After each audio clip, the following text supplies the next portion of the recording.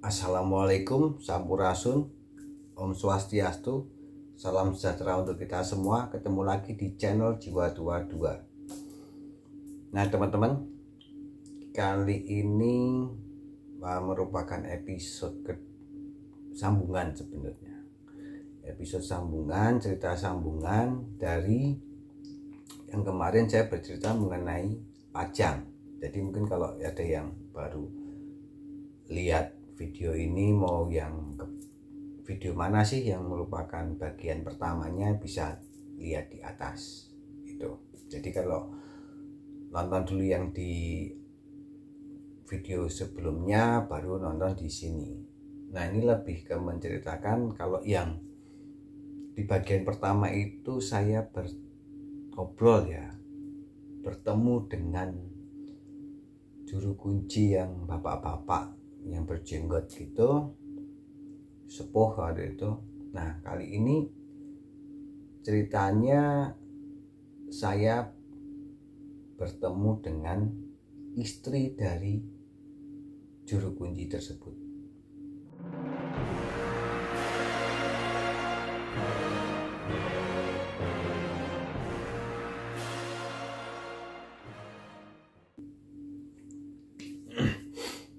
Oke teman-teman, saya sambung ceritanya. Ini kejadiannya sih belum lama ya, mungkin sekitar tahun 2021 kalau nggak salah. 2021 saya ke Solo waktu itu kan.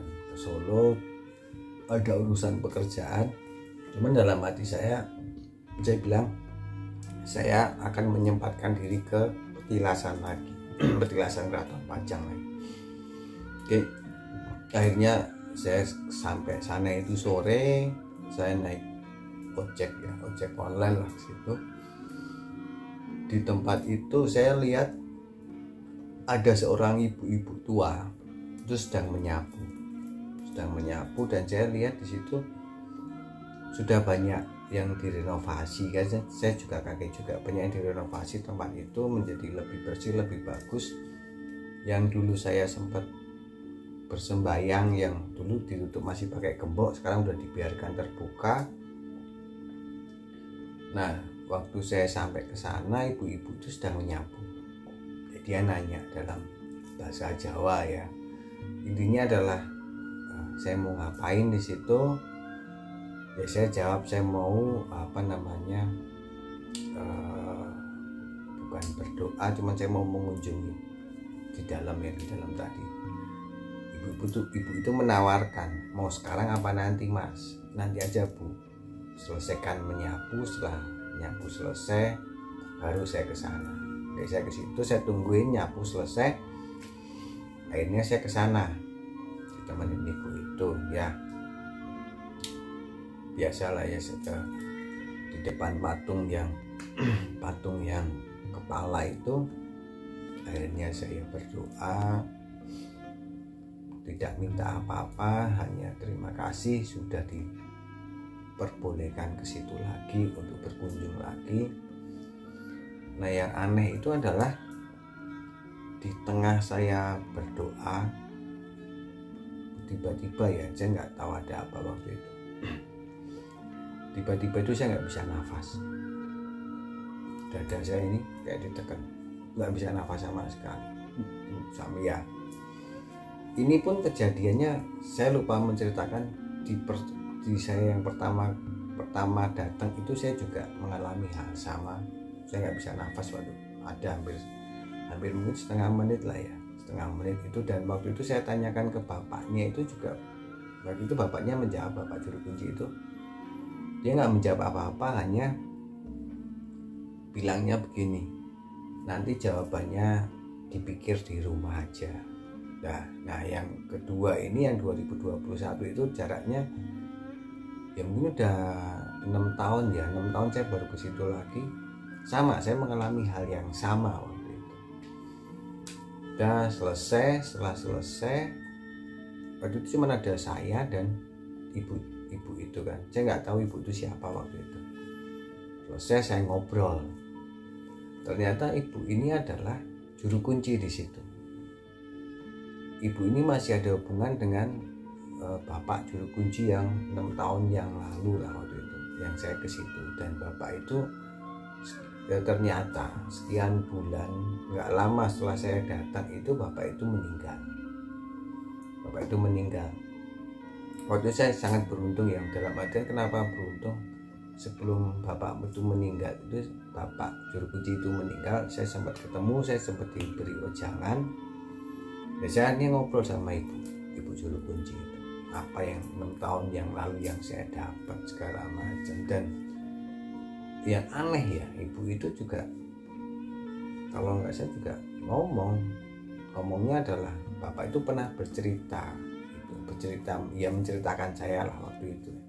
Dan ibu itu begitu saya datang itu udah, ya kita anggap aja juru kunci pasti punya hal yang lebih lah ya. Ini udah ngerasa gitu, dia udah ngerasa. Dan pas saya mau datang itu ibu tuh juga udah nyapu duluan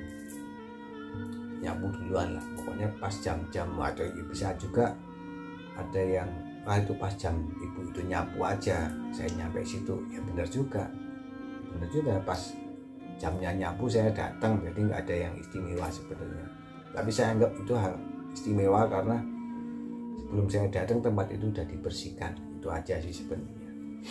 Nah, ibu itu menceritakan mengenai hal-hal yang berkaitan dengan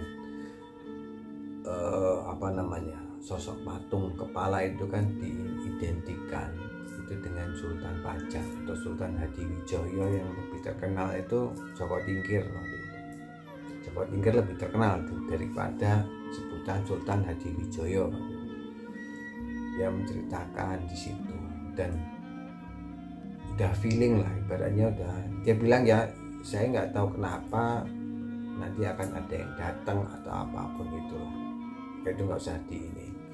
Cuman pengalaman saya ini adalah pada saat saya ke situ, dan ini udah 2 kali saya seperti nggak tahu itu diisi energi positif atau apapun, saya nggak ngerti, saya nggak mau berpikir lebih jauh lagi. Cuman saya ngerasa badan saya ini fresh waktu itu ya, fresh kayak di recharge lah ya, di recharge. Ya bisa jadi karena ada yang datang di recharge di situ segala macam. Dan itu pun saya juga sama sih, waktu saya tanya ibu itu juga jawabannya sama. Jawabannya akan ditemukan di rumah, bukan di situ. Jadi banyak hal yang misterius sebenarnya di tempat-tempat seperti itu, petilasan lah atau apapun itu. Kadang juru kunci itu tidak boleh, walaupun dia tahu ya, tidak boleh menyampaikan hal-hal yang hal yang harus dicari oleh yang bersangkutan seperti saya. Kalau ibu itu udah tahu pasti, atau bapak itu waktu itu juga udah ngerti, bapak juru kunci. Cuman tidak boleh disampaikan karena saya ke situ itu waktu itu mencari ilmu hidup ya, bukan kesaktian. Jadi lebih ke ini sebenarnya, disuruh mengolah sendiri. Hasilnya apa, seperti apa, nah saya juga belum ngerti sampai saat ini. Ya mungkin sudah berjalan tapi saya nggak paham. Jadi banyak hal orang yang ke tempat petilasan atau apapun itu mencari hal sesuatu, apakah salah? Ya enggak juga, itu hak orang masing-masing ya. Jadi itu salah satu yang akan saya ceritakan, bahwa saya di situ seperti diisi energi, itu sih mistisnya. Oke teman-teman, terima kasih sudah menonton channel Jiwa 22. Salam.